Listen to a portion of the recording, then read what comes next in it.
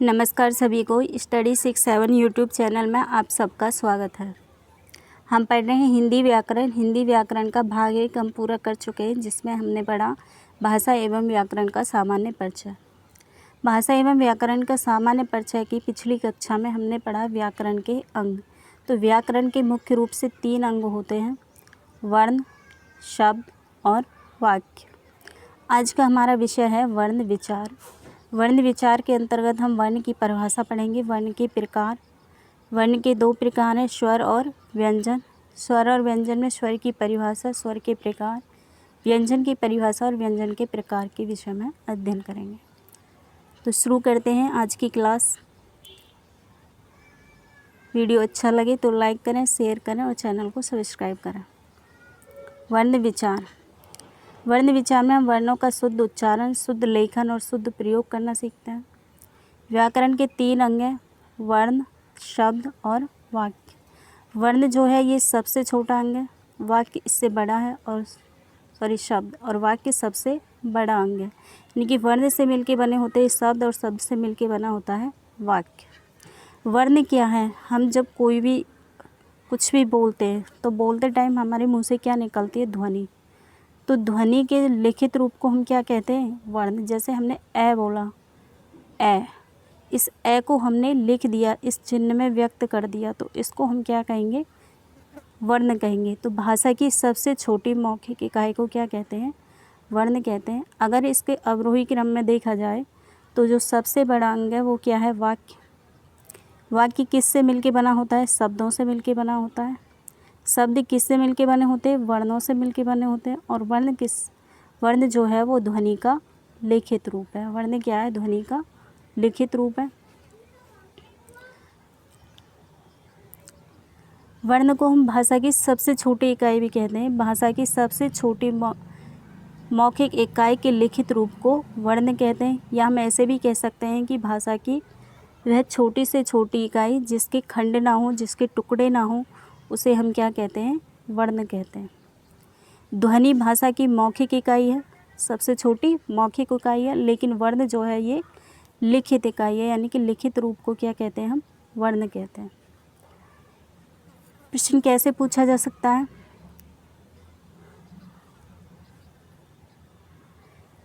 प्रश्न पूछा सकता है कि भाषा की सबसे छोटी मौखिक इकाई क्या है?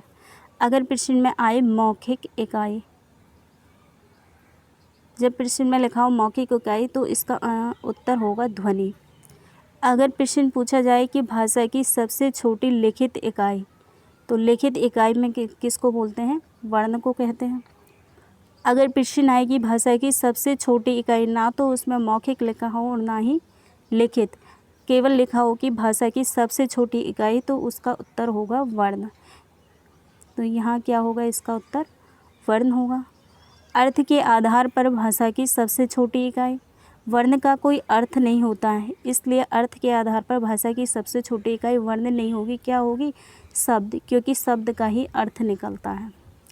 भाव या भावार्थ के आधार पर सबसे छोटी इकाई, तो भाव या भावार्थ के आधार पर सबसे छोटी इकाई वाक्य होती है, क्योंकि शब्द का कोई भावार्थ नहीं होता है। तो इस तरीके से प्रश्न बन सकते हैं। सबसे छोटी मौखिक इकाई, मौखिक इकाई क्या होगी? ध्वनि। अगर पूछा जाए लिखित इकाई, तो लिखित इकाई क्या होगी? वर्ण। ना मौखिक हो ना लिखित हो, केवल पूछा जाए भाषा की सबसे छोटी इकाई, तो क्या होगी? वर्ण। अर्थ के आधार पर भाषा की सबसे छोटी इकाई शब्द होगी, क्योंकि वर्ण का कोई अर्थ नहीं होता है। भाव या भावार्थ के आधार पर भाषा की सबसे छोटी इकाई वाक्य होगी। अब पढ़ते हैं वर्ण के भेद या वर्ण के प्रकार। वर्ण के 2 भेद हैं, स्वर और व्यंजन।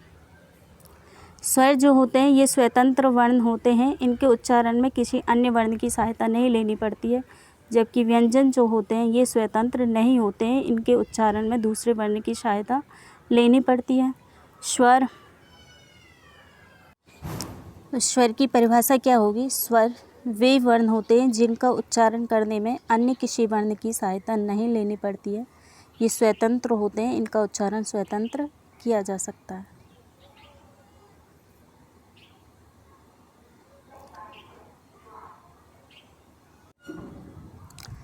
वर्ण में हम एक चीज़ और पढ़ते हैं, अक्षर। वर्ण और अक्षर, वर्ण और अक्षर सभी वर्णों को वर्ण कह सकते हैं, अक्षर कह सकते हैं।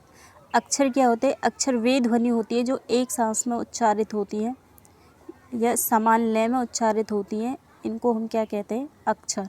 सभी वर्ण अक्षर कह सकते हैं, लेकिन सभी अक्षर को वर्ण नहीं कह सकते।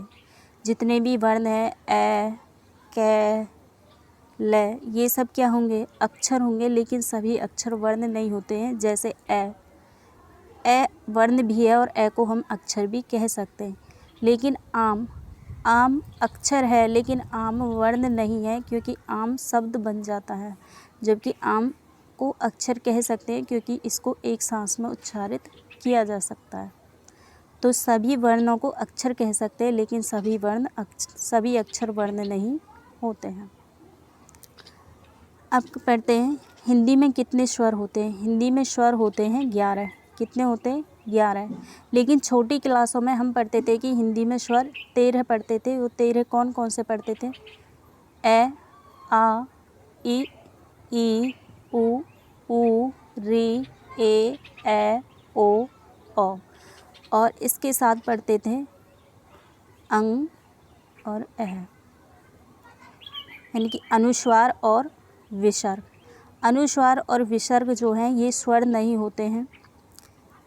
अनुस्वार और विसर्ग को स्वर में नहीं गिना जाता। स्वर केवल होते हैं 11, आ से और औ तक। मूल भाषा संस्कृत में स्वर कितने होते हैं? 13। इसमें और 2 कौन सा होते हैं? इसमें 11 तो हिंदी वाले स्वर ही होते हैं। इसके अलावा एक दीर्घ री होता है। री कैसे बनाते हैं हम? री बनता है ऐसे। लेकिन संस्कृत में एक और री होता है। इसको जब 2 बार ऐसे मोड़ दिया जाए तो ये बन जाता है दीर्घ री। और ये किस में कौन सी वर्णमाला में होता है? संस्कृत में। तो संस्कृत में 13 स्वर होते हैं, दीर्घ, री और लिरह। संस्कृत में स्वर को अच कहते हैं। क्या कहते हैं? अच कहते हैं। तो हिंदी भाषा में स्वरों की जो संख्या वो कितनी है? 11। और संस्कृत में स्वरों की संख्या कितनी है? 13।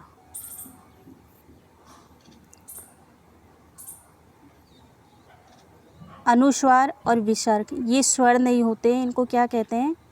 अयोगवाह। क्या होते हैं? अयोगवाह कहते हैं। अयोगवाह का क्या मतलब है? अयोगवाह बना है ए प्लस योग प्लस वाह के मिलने से, के जुड़ने से। ए का मतलब होता है नहीं, योग का मतलब है जुड़कर या जुड़ना, वाह का मतलब है वहन। ऐसे वर्ण जो वहन नहीं किए जो जुड़कर वहन नहीं होते। किसके साथ जुड़कर वहन नहीं होते? व्यंजन के साथ जुड़कर वहन नहीं होते। तो ऐसे वर्ण जो व्यंजन के साथ जुड़ के वहन नहीं होते, उनको हम क्या कहते हैं? अयोगवाह कहते हैं। अब पढ़ते हैं स्वर के प्रकार। मात्रा या उच्चारण में लगने वाले समय के आधार पर। मात्रा या उच्चारण में लगने वाले समय के आधार पर स्वरों को 3 भागों में वर्गीकृत किया गया है: लघु स्वर, दीर्घ स्वर और प्लुत स्वर। लघु स्वर को हस्य स्वर भी कह सकते हैं, या छोटा या एक मात्रिक या मूल स्वर भी कहते हैं। इनकी संख्या कितनी होती है? 4 होती है। लघु स्वर कितने होते हैं? 4। लघु स्वर कितने होते हैं? 4 होते हैं। ए, छोटी ई, छोटा ऊ और री, ये 4 होते हैं लघु स्वर। स्वर संधि में मूल स्वरों का विच्छेद नहीं होता है। ये जो स्वर होते हैं इनका स्वर संधि में कोई भी विच्छेद नहीं होता है।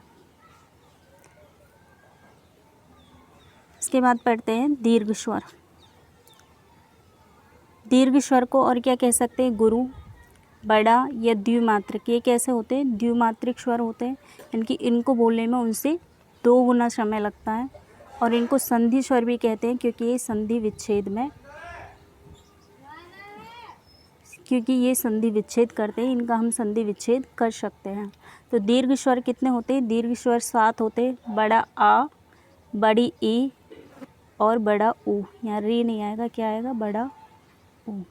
दीर्घ स्वर कितने होते हैं? 7 होते हैं। बड़ा आ, बड़ी ई, बड़ा ऊ, ए, ओ और औ।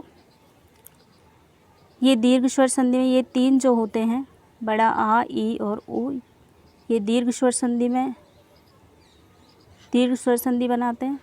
ए और ओ गुण स्वर संधि और ए और ओ वृद्धि स्वर संधि। इन चारों को संयुक्त स्वर भी कहते हैं। किन किन को? ए ओ। तो ये चार जो स्वर है इनको हम क्या कहते हैं? संयुक्त स्वर भी कहते हैं। तत्सम शब्द का विलोम तत्सम होता है और तद्भव शब्द का विलोम तद्भव होता है। जैसे हमने यहाँ पे लिखा है दीर्घ स्वर, तो दीर्घ का विलोम क्या होगा? दीर्घ का विलोम होगा ह्रस्व। क्या होगा? ह्रस्व। गुरु का क्या होगा? लघु। गुरु का हम छोटा नहीं कर सकते क्योंकि गुरु जो है ये तत्सम शब्द है और छोटा कैसा है? तद्भव शब्द है। तो तत्सम शब्द का विलोम तत्सम शब्द होता है और तद्भव शब्द का विलोम तद्भव शब्द होता है। नंबर 3 है हमारा प्लुत स्वर। लघु स्वर हो गया, दीर्घ स्वर हो गया, इसके बाद है प्लुत स्वर। प्लुत स्वर क्या होते हैं? प्लुत स्वर संख्या में 8 होते हैं। प्लुत स्वर क्या होते हैं? वे स्वर जिनका उच्चारण बिना रुके लगातार किया जाता है, यानी कि इनका उच्चारण बिना रुके किया जाता है। जैसे हम बोलते हैं ओम। क्या बोलते हैं? ओम। ओम को कैसे लिखा जाता है? ऐसे। ये जो इसमें ये है, ये जो 3 का बना है, इसका मतलब है कि इस ओम को इतनी देर तक उच्चारित किया जाता है जितनी देर तक ओ को 3 बार बोल सकते हैं। जितने टाइम में ओ को 3 बार बोल सकते हैं, इतना टाइम इस ओम को बोलने में लगता है। यानी कि एक ही ध्वनि को लगातार उच्चारित किया जाए तो ऐसे स्वर, तो वो ध्वनि किस में परिवर्तित हो जाती है? प्लुत स्वर में। उन्हें हम क्या कहते हैं? प्लुत स्वर। ये कितने होते हैं? 8 होते हैं। ए और 7 दीर्घ स्वर। ए आप बोल सकते हैं जैसे ए, जैसे बच्चा रोता है तो बच्चा रोने में करता है ए, तो ये जो ध्वनि है ये क्या हो गई? ये बिना रुके लगातार चलती रहती है। इसको हम क्या कहेंगे? प्लुत स्वर। संस्कृत में प्लुत स्वर 9 होते हैं। प्लुत स्वर का और उदाहरण, जैसे कि अगर खाली कमरे में 2 लोग बात कर रहे हैं तो बात करते समय उनकी आवाज़ जो होती है गुंजन होती है या कंपन करने लगती है। उसी कंपन को, वो कंपन जो है वो किसके कारण होता है? प्लुत स्वर के कारण। तो वो आवाज़ किस में बदल जाती है? प्लुत स्वर में बदल जाती है। या कोई पटाखा विस्फोट होता है तो पटाखे के विस्फोट होने के बाद 2-3 बार तक वो आवाज़ सुनाई देती है, उस समय भी कौन सा स्वर होता है? प्लुत स्वर होता है। आज की क्लास यहीं पर ख़त्म करते हैं। नेक्स्ट पार्ट को हम अगले वीडियो में पढ़ेंगे। वीडियो अच्छा लगे तो लाइक करें, शेयर करें और चैनल को सब्सक्राइब करें। देखने के लिए धन्यवाद।